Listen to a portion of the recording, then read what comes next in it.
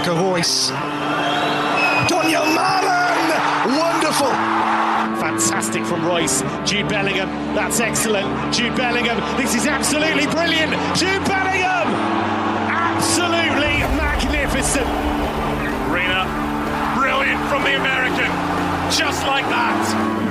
Not the best of clearances. Oh, what a volley! Mats Hummels! Went in for Haaland! Like he's never been away. The man in front of goal who is simply deadly. Hey, welcome to the BVB podcast. My name's Jake. I'm joined as always by Carver. How are you doing, man? I'm hanging in there, man. Season's almost over. I'm just ready to forget all this. I mean, except for the signings, and just move on to the summer. I'm pretty fed up. I'm pretty fucking fed up with everything. So, what about you? Yeah, I'm feeling that way. It's hard to. I want to be excited about watching games, but at this point, it's just like, yeah, let's just be done. I really don't say that lightly, man. I genuinely, like, no matter what the scoreline is or anything, I don't turn games off. I'm always excited to watch this, but like, man, the last 2 or so weeks, I'm like, I'm just done. I'm fine. It's really rough now. I mean, this is what the whole season's been like. Mm-hmm. Like, we shouldn't have expected anything less, but when it happened earlier in this season, there was hope that it was going to get better, and it just has not gotten better. But we do have some good news. Yeah. And this has also happened before, where we had a very disappointing performance, and then we got the Sule signing news. Yep. So I like that they did that again. I did see a tweet earlier about if we're going to lose on Saturday, it means they're just going to announce Adeyemi on Sunday. So I thought about that too. Although, we'll maybe get into Adeyemi a little bit later. By the time this episode's out, he might be signed tomorrow. Who knows? Because things look to be heating up. But maybe we'll talk about him a little bit. We talked last week with Josh from JJD TV, who joined us. If you haven't listened to that, even though we were recapping Der Klassiker, we did go through some Twitter questions. And I know Carver and I have been putting off talking transfers and stuff, so we got into it with him a little bit to get his thoughts about the signings. At that time, Schlotterbeck was not our player yet, but so if you want to go back and check out that episode to get his insight in, like I said, we talked more about signings, because I think I'm a little more, real quick, we'll talk more in depth later, but I was kind of like, do we really need Adeyemi? And now I'm like, I think I'll take him. Like so I do want to talk about Adeyemi a little bit later. But, and yeah, like I said, by the time this episode's out, he might be a Dortmund player, or they're just going to wait to see if we lose on Saturday. Yeah. So, but yeah, so of course, this episode, we're going to recap, Bochum, whatever that was. And, this Saturday we are at Greuther Fürth, yeah. So we'll preview that game, but we do have some good news. I've been rambling for 3 minutes, so let's get right into the good news. Nico Schlotterbeck is officially finally a Dortmund player, which is so hype. It's a brilliant signing from Dortmund. It really is. Getting Sule on a free and signing Nico for a low price. It looked like I think it was like 20 or 22 million before the summer hasn't even started. You know, it's May right now. It's chef's kiss. I just have a few fun facts for you for Nico real quick. I mean, he's top 7 in the league for both aerial and ground duels won, which is going to be a huge, massive help for fixing a lot of our glaring problems in defense. I mean, Zagadou, obviously very tall with his stature, uses his body well, but he's very error-prone with his duels. Hummels doesn't have the legs anymore, and Akanji's easily been our best defender all season, but I would argue his biggest weakness is in the air. I mean, his game suffers a lot when it comes to his aerial duels, so Nico's going to be a massive help with the duels, as well as, I mean, he beats Akanji on average per 90 in pressures, tackles, interceptions, recoveries, and blocks. So, I mean, he's already outperforming our best defender this season. And then lastly, he's only missed 2 games so far this season in the league. So, you know, compared to that, to anyone on our team that has glass legs apparently, or glass any part of their body, he's actually, you know, seems to be promising with being a consistent starter. So it's huge that we're able to get such a massive defensive overhaul before the summer isn't even started. Now we can start focusing on other glaring problems, which is, in my opinion, the next priority should be the box-to-box midfielder, and then work our way up the field and attack. But yeah, it's a masterclass of a signing, and I think we usually can kind of win the transfer markets, and a lot of windows, but you haven't really seen hints of that much since COVID because, a lot of the profits have been down, so we haven't been able to spend as much. But yeah, huge signing. What do you think? It's the one we've been talking about for forever. I want to say even probably since like December or something. Yeah, at least since the winter, And clearly he's a great defender, which you see, and I know everyone's been paying a lot more attention to him, watching Freiburg games and everything, and it's finally here. It happened. So there's nothing but excitement. Of course, did he just make his debut for Germany? Or I know he played with them in the last window. I don't know if that was his debut. I think it was one of his first calls up for the first team. Yeah. So 2 German internationals as our probably going to be the starting season. 2 center backs as well. I can't think of anyone that's German that would probably start over those 2 at the moment. So when we have the best 2 German defenders on our team, it's a brilliant signing. The one thing I was very excited about, besides the fact that he's a great player and we know that, is I knew he was young. I didn't realize he was only 22, which is... He's a kid. Yeah, he's so young. And we signed him till 2027. Yeah, 5 years. We're going to have him as he just continues to develop and get even better. And hopefully there's no Dortmund curse, and hopefully he doesn't get any injuries or anything. Yeah. Knock on wood. I don't want to jinx anything, but I have got a feeling our injury problems are going to be a little better next year, hopefully. But yeah, it's just super exciting. And it's this is we already mentioned how we just want this season to be done, as most people have already wanted this season to be done. And this makes it even more exciting. You just be like, yep, close it up. Let's get out of here. And massive credit to Sebastian Kehl as well for coming in, and he's going to be taking over as sporting director from Michael Zorc next year, and already making big moves in that new role. He's been really bossing up the transfer market with these 2 signings, and both Sule and Schlotterbeck had other offers for other clubs for more money. Teams that look like they can compete better, like Bayern, and how they got him to convince them to come play for us.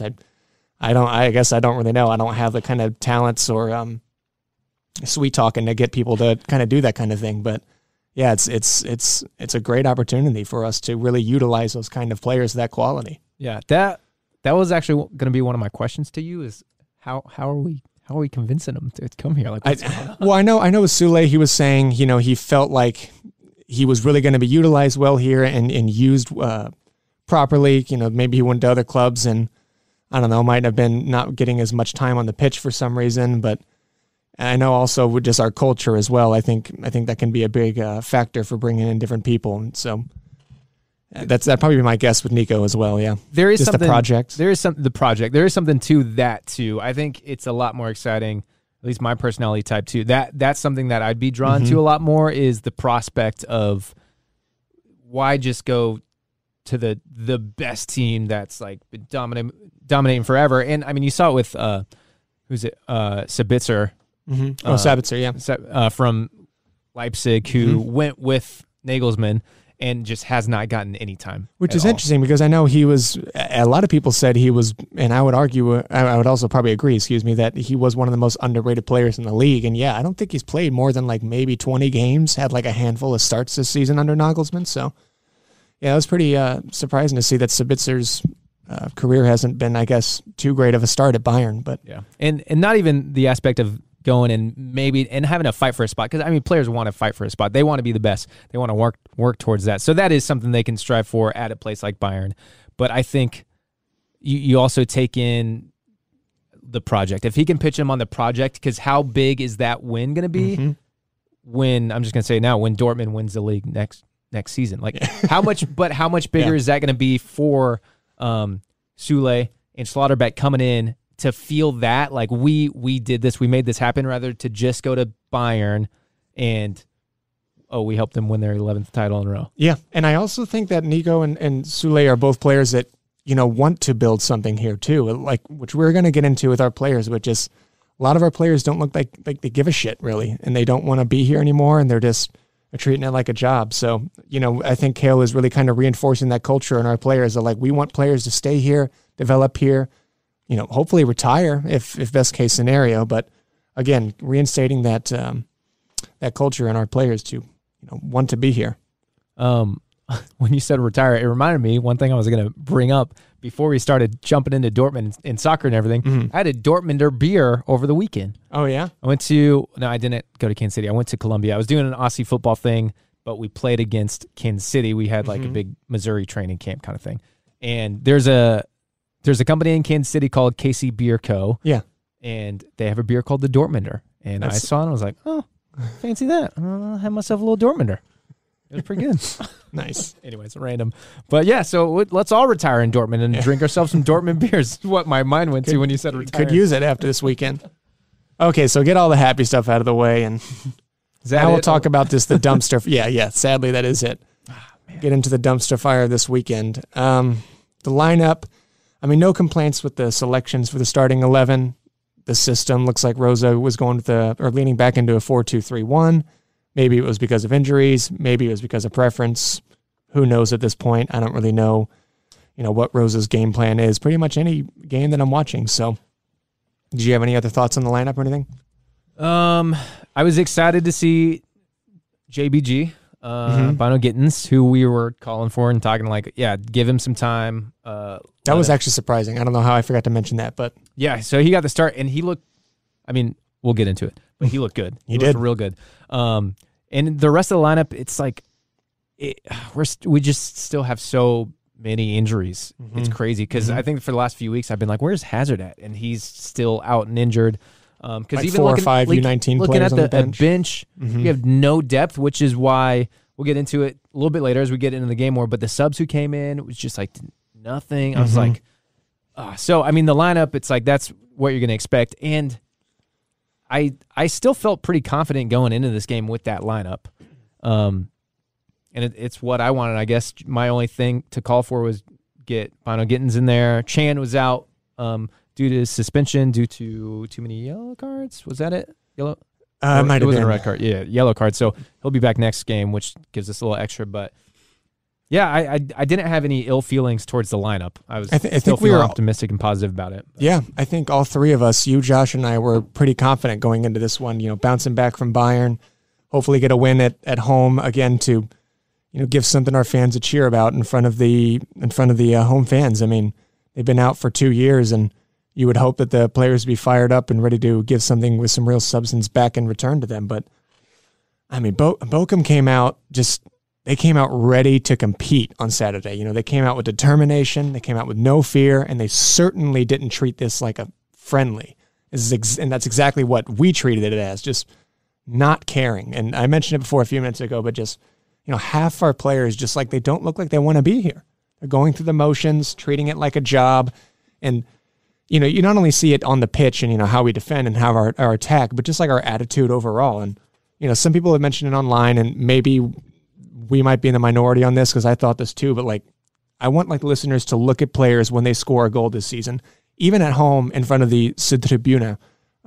You'll notice that there's very little emotion. There's not any sort of passion that you could see, and they just don't look that excited even whenever they score for some reason. And Borussia Dortmund supporters are known for creating an absolutely electric atmosphere for these players, and they've been kept out of the stadium for years now, and finally when they're allowed back in, they're just treated like this.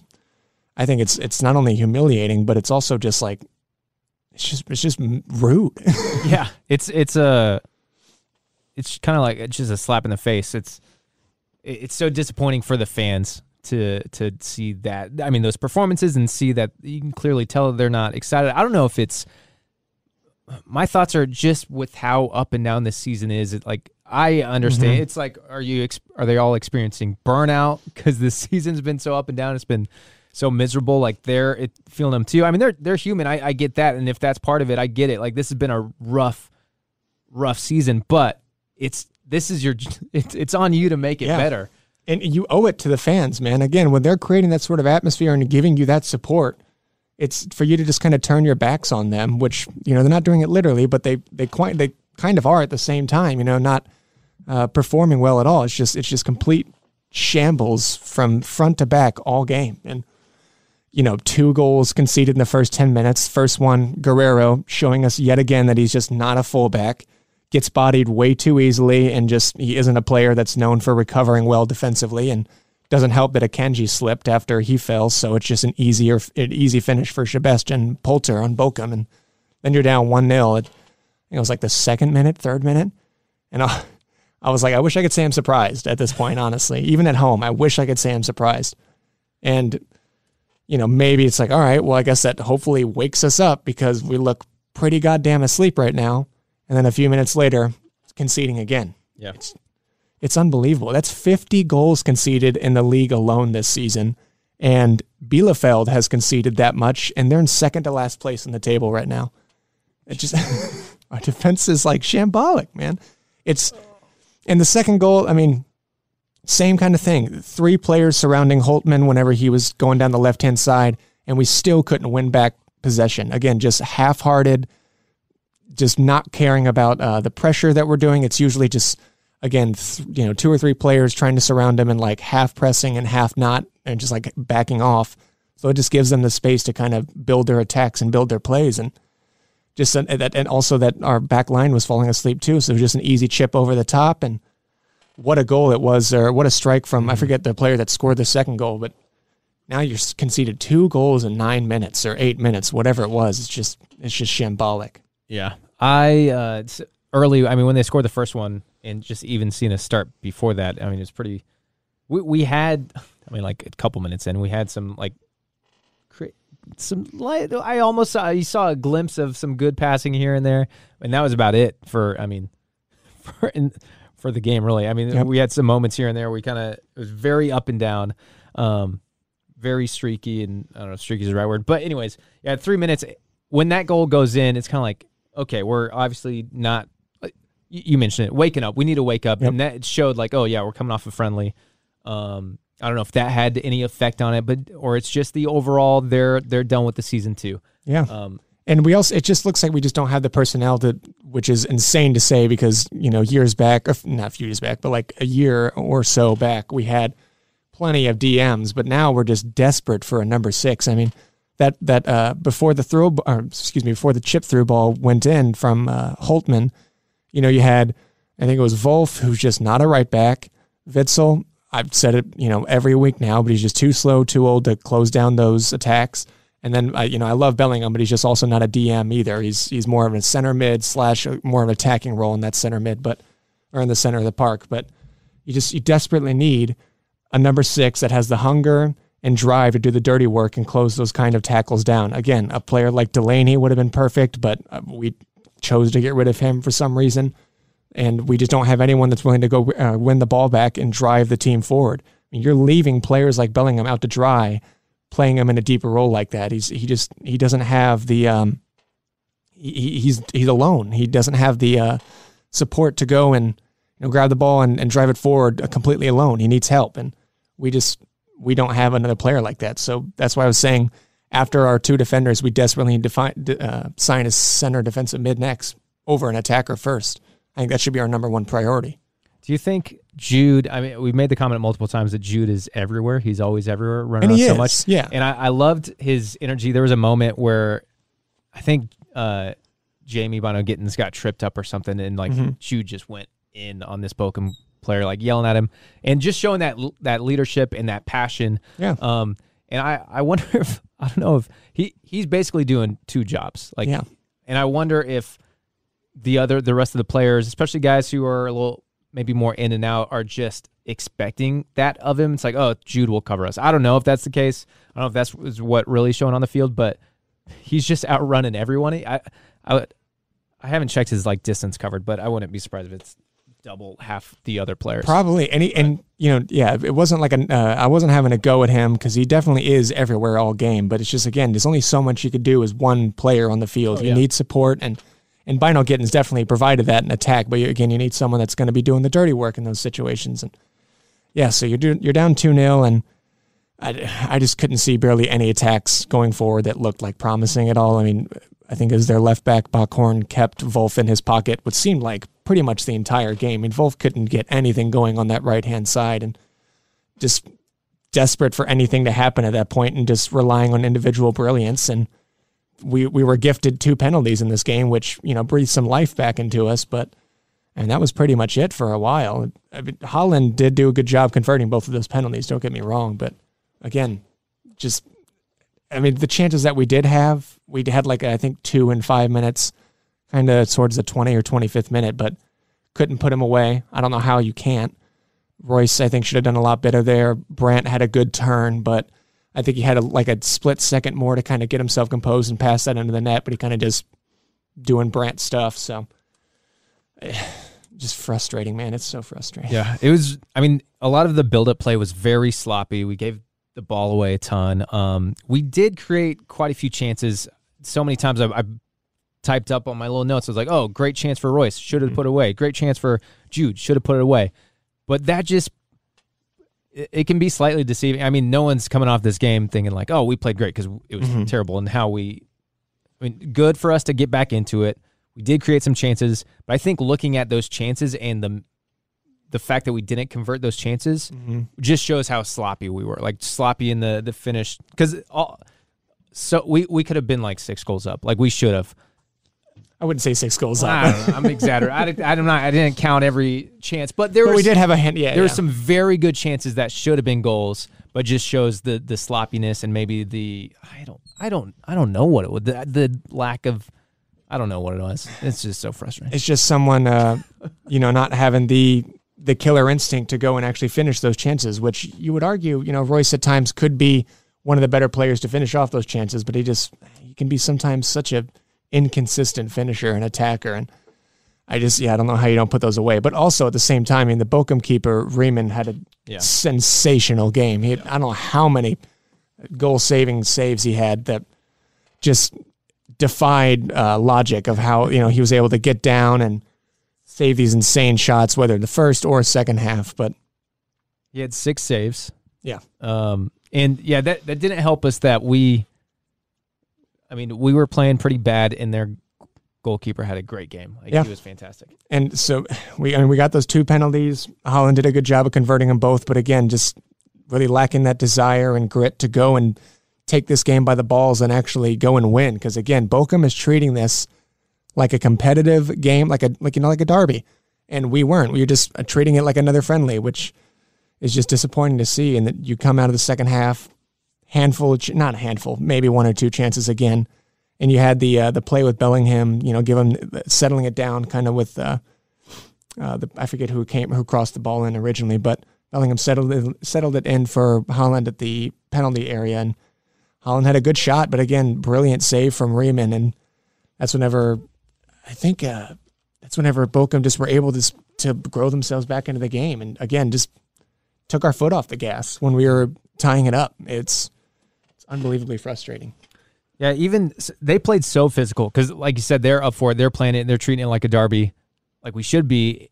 I think that's one thing that's so frustrating about watching this game back, or just watching it in the first place, was how physical they were, and that we just didn't match it. We didn't even try. We were just like, yeah, we'll let them do whatever. Very passive. Later on in the game, when we went we went up, Haaland got his hat trick, which was the weirdest goal ever. But we'll take it. Again, just shows the sloppiness. Terrible touch by him that bounces off his knee. That was weird. And then it luckily went in. But at that point, when we went up, it felt like we're going to win this game.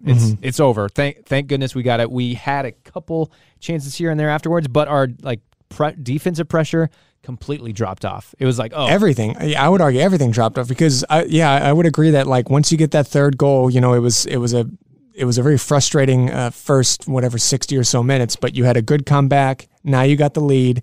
Now you can shut this game down. You're at home. You're against a team that hasn't even been in the league in the last decade. This should be a game that you can go on and actually get a result out of.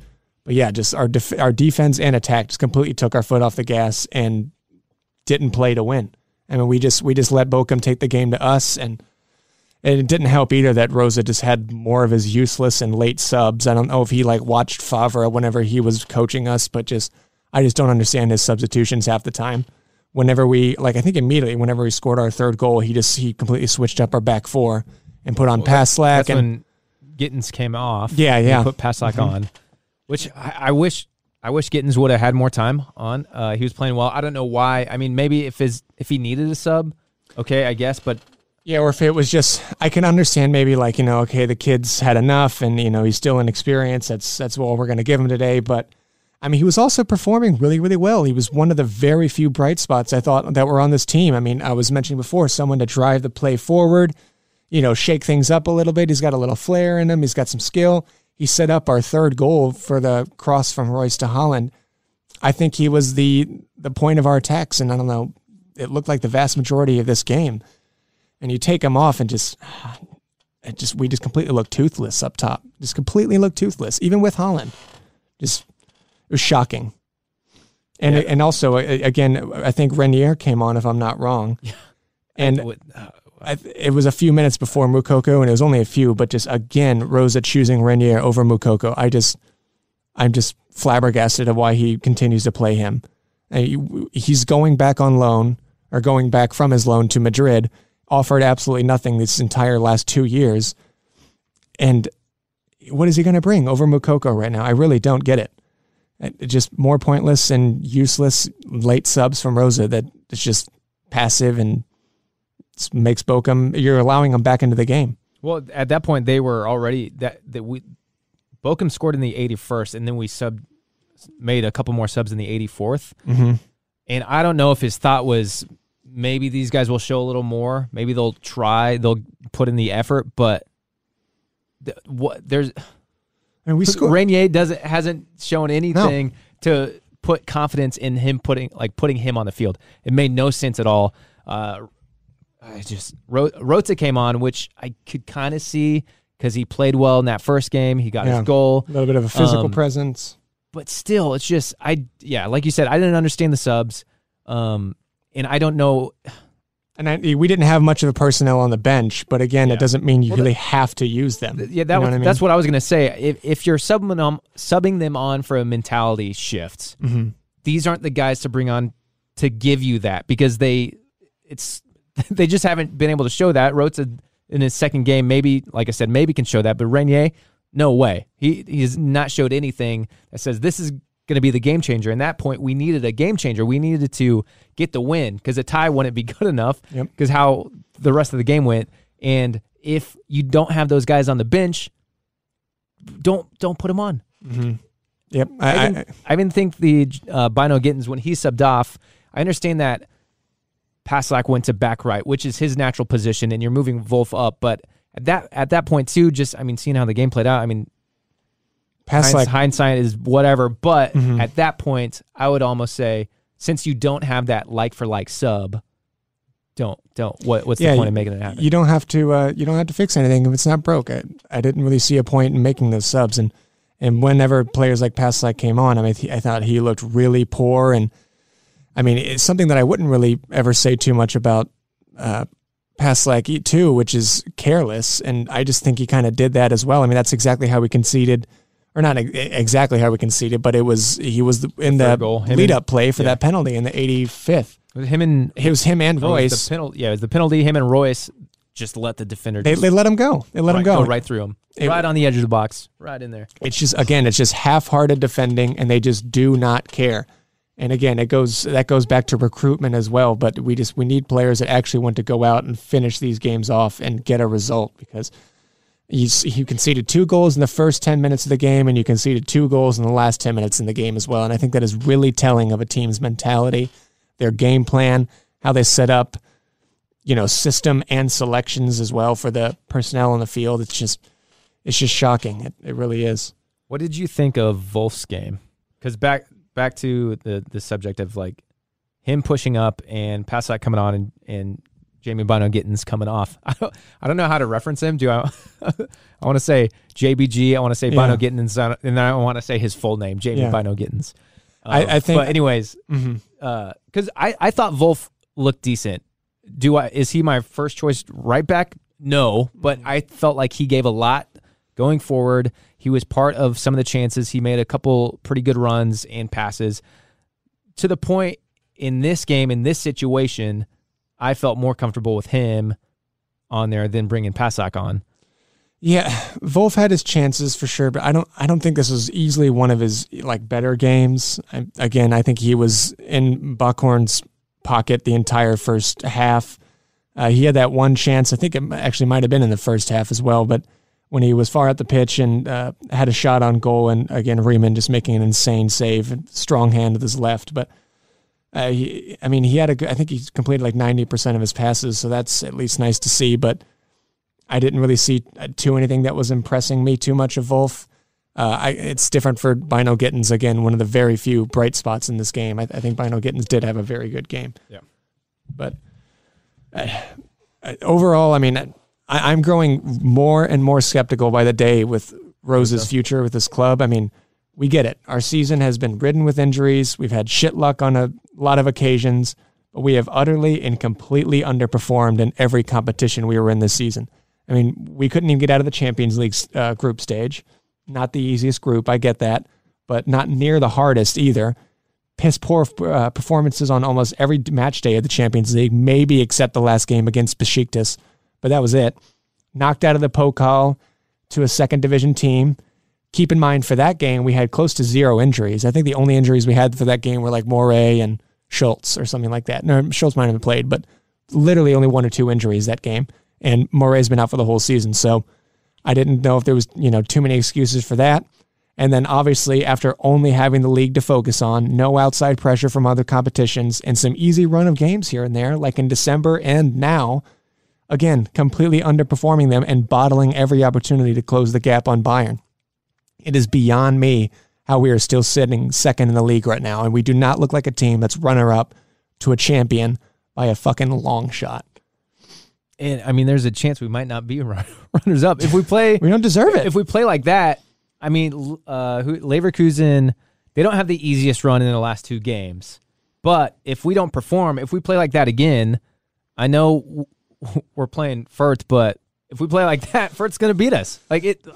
And then we could be bumped down to 3rd. Mm-hmm. And you know what? We have no one to blame but ourselves for those results as well. I mean, we had pretty much the exact same run of games back in December whenever we said it's going to be an easy 9 points. We had we had Bochum, Fürth, and Berlin. It was the exact same run of games, and we came out of that one with 4 points out of the 9. I mean, it's just shocking stuff, and we could probably be walking away here with pretty much the exact same run of results. I mean, how many humiliating results and piss-poor performances do we have to witness before we want to start really putting Rose's employment under question? I mean, we tend to have a few rough days at the office each year. I get that. I'm not saying we're close to perfect in the past, but I think this season alone we've had probably like 9 or 10 games off the top of my head where we were just torn apart. I mean, I'm not exaggerating. Just to name a few, we had both of the Ajax fixtures in the Champions League, home and away, battered in both legs. Few games at home, like we were thrashed against Leverkusen a few months back, thrashed at home against Rangers in the Europa League. I mean, the Rangers played really well, and I think they're still in the Europa League, but still have to perform way better than that at home against a team like that. Leipzig a few weeks back, that was a shit show, and now Bochum. I mean, those few that I just mentioned were all at home, and Bochum again hasn't been in the league in the last 10 years. And they come to our home and they just boss us around. I don't understand how the players can allow that to happen, or Rosa to allow that to happen. I'm not putting all the blame on him, but again, I grow more and more skeptical every day about his employment. Well, it's just we keep saying the same thing, and I think the substitutions is a big point to make, because that's what we've seen and we've questioned it before, and they just keep happening, because that's your chance to. I mean, you gotta make a call. Like, you gotta. He's the one pulling the strings a little bit to try to make a difference in the game, and whatever differences you're trying to make have not worked. Like, every time we've seen it, it's not worked. It sucks because we've had shit luck, but again, it is still your responsibility as a manager to, arrest those kind of slumps in performances throughout the season and try to galvanize the team and bring them back up. I mean, here we are in May, after a near full season under Rosa, and I still have no fucking clue what Rosa's philosophy is. What are his tactics? How has he adapted under different or challenging circumstances?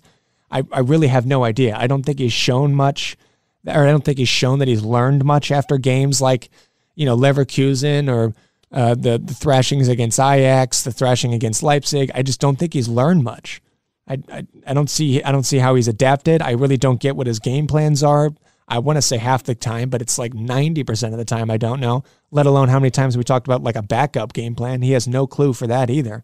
Again, it's just clueless. And I mean, we talk about it week after week as far as we don't know what the lineup's going to look like. We don't know what the formation's going to be, which just shows like that there's no game plan. And yes, the injuries is his thing, and I've kind of defended him on the injuries which I had before. Too.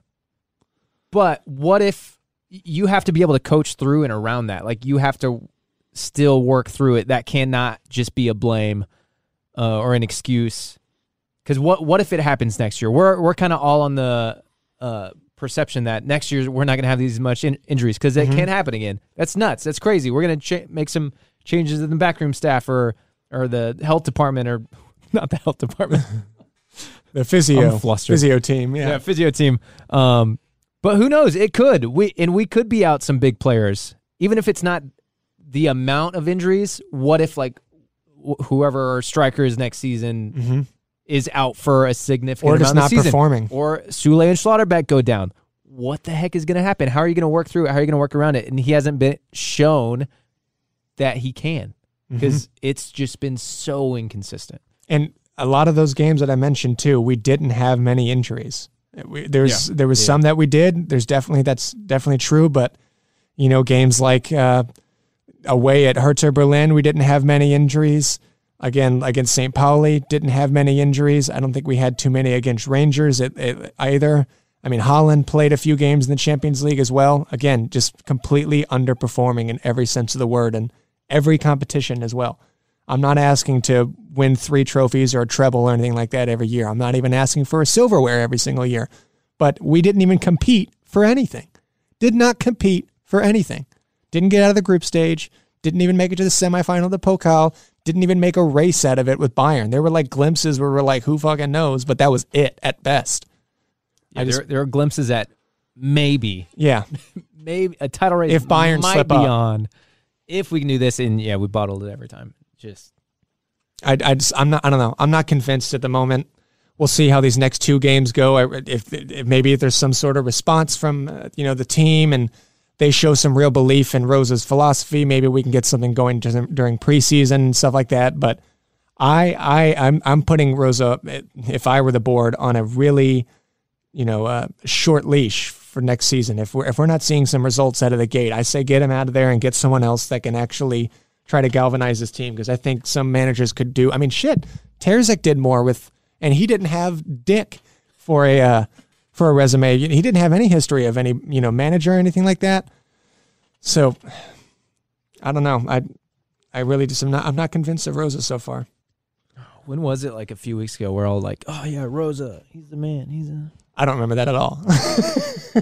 For a hot second, man. Okay, as you said. Early next season, he's going to be. He has to be on thin ice to start the season, and if we lose first 2, get him out. Get him out, because I even think looking at these last 2 games, it doesn't matter, because if we win these last 2 games, we should have won these last 3 games. So even if we win them significantly, if we win both games 4-0, which I doubt is going to happen, that's still not enough. Like nothing can happen in these last 2 games that is going to prove. Okay, we're going somewhere. We're moving somewhere. Because the last times that we've won 2 in a row or 2 in a draw, then we lose by 5 goals. So 2 games doesn't show me anything or give me any confidence. All I can do is hope I'm not real sad at the end of the season. Yeah, which we're already there. We're already pretty depressed and sad about how things have gone. So it's either going to get worse, maybe to the point where we don't come back the next couple weeks for podcast episodes. Because if this is just going to be it, but also this is like the point of it. Let's rant and rave. Yeah. Let's get our emotions out. Help you get your emotions out. Thank you so much for listening. But you know what I'm saying? Like it doesn't matter how much we win these last 2 games by. It's still not going to be all. I'm not going to be excited. Like I'll be excited, but. You know what I mean? It's just not going to get my hopes extremely high until we really get cruising next season and see what happens. Yeah, which is unfortunate. No, I agree. I think these last 3 games should have been not an easy, but I mean a relatively easy 9 points to get. And already down 3, and I can imagine us dropping at least another 2 points, unfortunately. So, I mean, we'll just have to wait and see. I mean, it's not even really about the scoreline that matters as much as just like how much are these players buying into his philosophy. I mean, I get some players are kind of out the door, so whatever with them, but the rest of the team, how much are they buying into Rosa? And it just looks like a lot of them aren't at the moment. I mean, from what I've seen online and everything in the last year, I think he looks like a really good man manager. That's something that a lot of people had complaints about with Favre, but just his tactics aren't there. I really don't know what his play style is like still. I really don't. I think a lot of the times that we do get these nice wins, it relies on individual brilliance or just the team, coming together to kind of fight for themselves or at least fight for whatever we had to fight for at the time. But it doesn't really look like he's really putting much of his or implementing much of his game plan onto the team. Yeah. And on the individual performances and that kind of stuff, like we have the players we should be able to play so well. Mm-hmm. And that's where you see, like you said, the individual performances and us getting the wins. It's because, okay, Royce stepped up or Royce and Holland made something happen, but those are the types of players they are. Like they can do it. So how can what's the game plan to make sure they're doing it every time or they're working well together or you have Brandt clicking like, because people can hate on Brandt all they want, but he can be a fantastic player. Mm-hmm. So how do you make him be a fantastic player game after game? How do you get this team clicking, working together?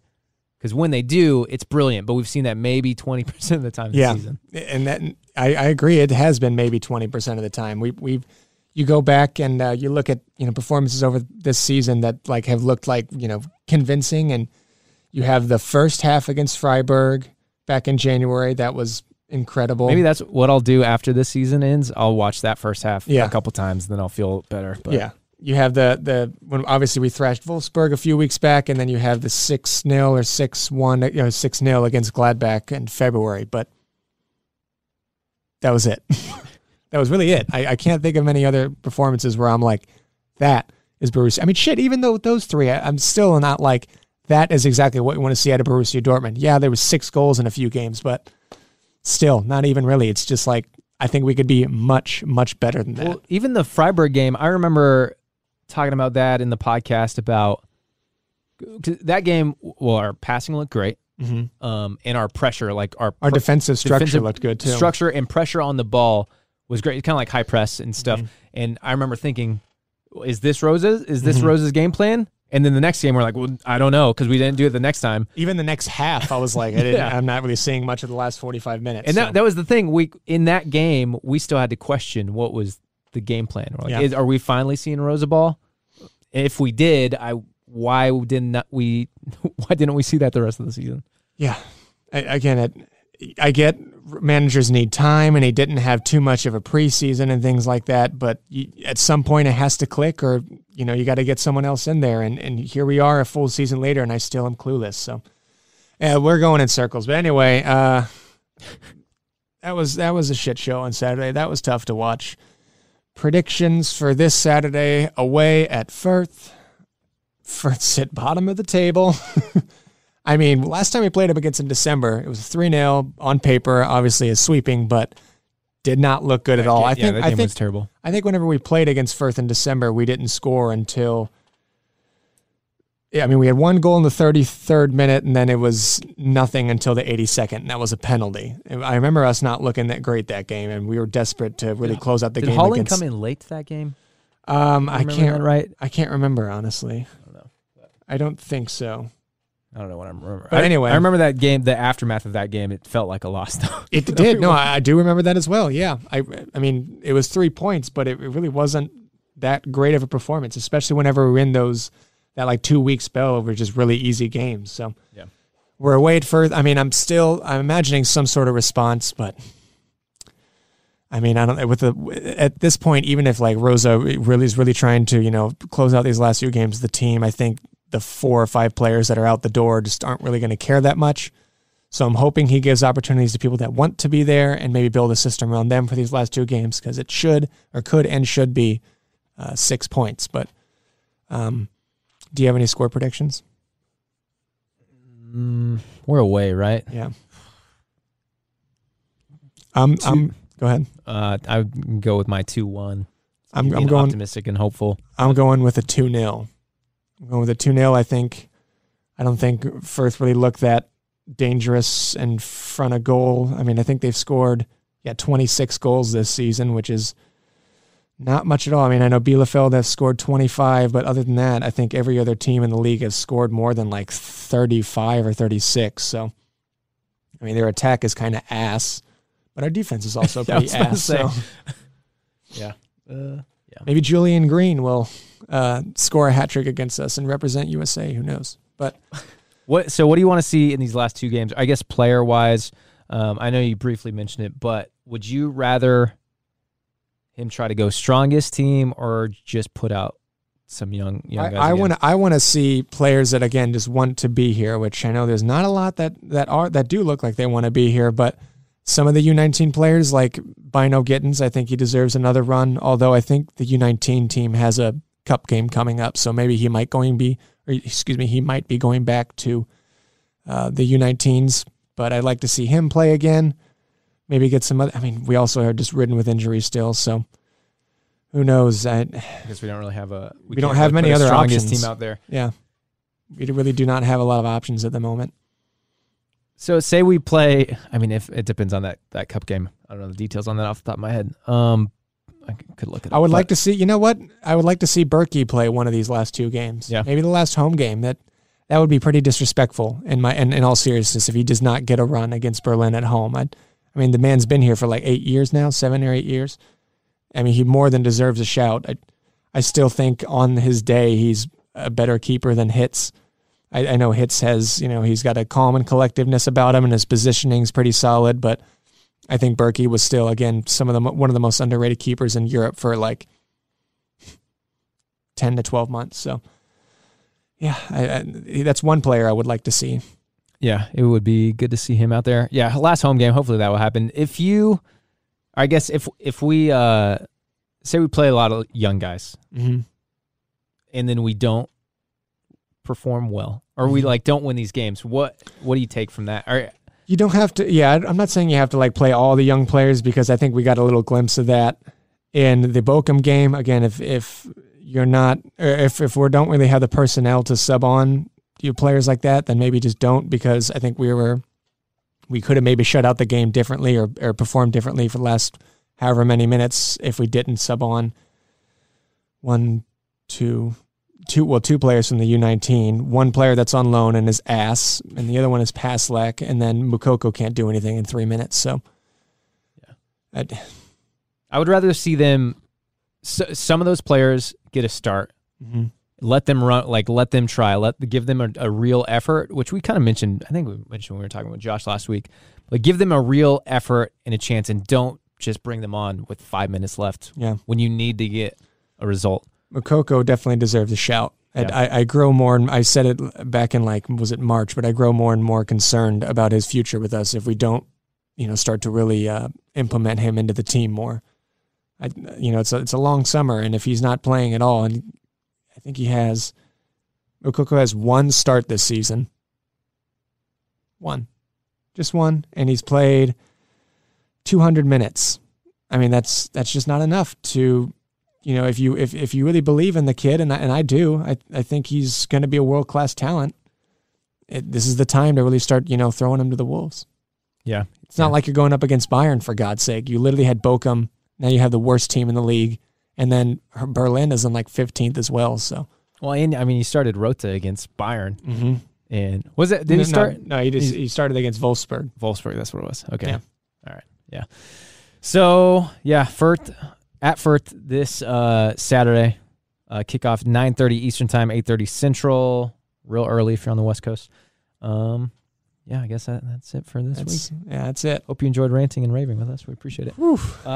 It's good to get it out. It's good to. It is. Yeah, I was ready. On Saturday, man. Second minute, and when he scored that first goal, I was already taking notes. This is insane. I mean, okay, real quick. I'm just gonna say we got back into it. Yeah, good. This is my quick recap of the game through two penalties.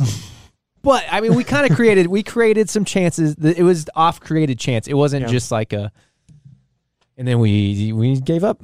We're going to go up. Gave up when we were winning. It's only in Dortmund can you say you give up when you're winning. Yeah. Against a neighbor. I'm not going to say rival because they're not really much of a rival, but they are, in the same city. So. Yeah. Real quick. Okay. Before we go, I want to talk Adeyemi a little bit because there was some other news. This might have came out before we did last week's episode. I don't remember, but I guess Brandt is looking out the door. He's trying to leave and go. And we had talked so much about Adeyemi. I think the talk about Adeyemi is as the replacement striker for Haaland. Mm-hmm. But I think looking at him now, and that's kind of what Josh said. It's like, yeah, he's great to have him in. He's a good player, but do we need him? Because he's not the striker we need.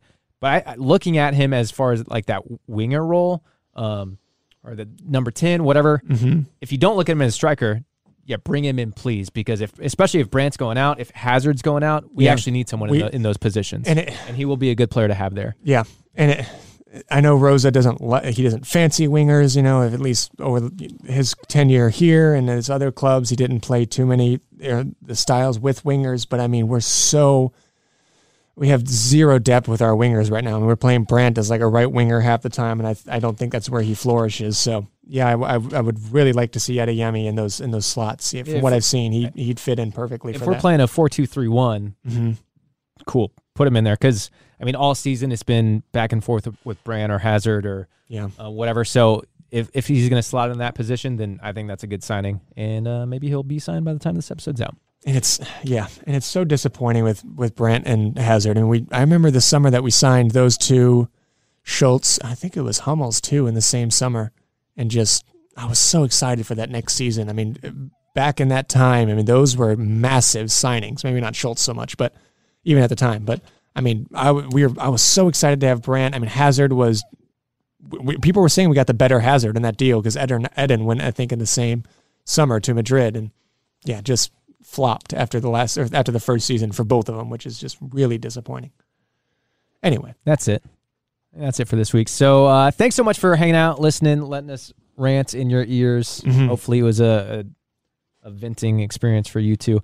You can find us if you're not on your preferred podcast platform. You can find us wherever you listen to podcasts and on YouTube by searching the BVB podcast. You can also follow us on Twitter and Instagram at the BVB pod. We've been getting some more Spotify ratings. I was just about to say, throw us a rating if you wouldn't mind. That's been very kind of all of you to have sent a rating, and if you haven't done it already, what the hell are you doing? I think Carver's still paying. So it's $100 a pop. So no, we really appreciate the ratings because it helps get the podcast out there, and it makes us look a little more legit. Not that we're legit. We just sit here and... we're lit. We're legit. We're legit. Double. Anyways, hey, we really appreciate it. We will see you next week, hopefully in better spirits. Bye.